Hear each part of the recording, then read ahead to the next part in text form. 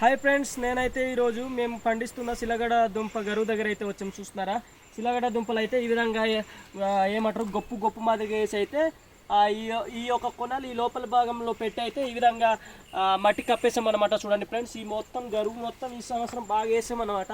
ఆ పై గరువు దగ్గర కూడా ఉన్నాయి చాలానే సిలగడ దుంపలు. రెడీ అయిన తర్వాత అయితే మీకు మళ్ళీ వీడియోస్ వేసి చూపిస్తాం. చూస్తున్నారా, మా ప్రాంతంలో అయితే ఈ సిలగడ దుంపలకు కూడా ఎటువంటి కలర్ అయితే రెడ్ కలర్ అన్నమాట.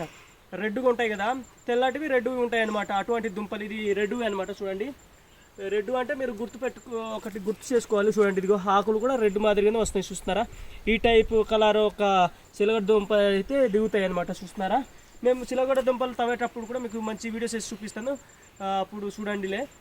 మీ ప్రాంతాల్లో కూడా ఎటువంటి సిలగడ దుంపలు సాగు చేస్తున్నారా లేదో కామెంట్ ద్వారా నాకు తెలియజేయండి ఫ్రెండ్స్. నా వీడియో నచ్చితే లైక్, షేర్, సబ్స్క్రైబ్ చేస్తూ సపోర్ట్ చేయండి.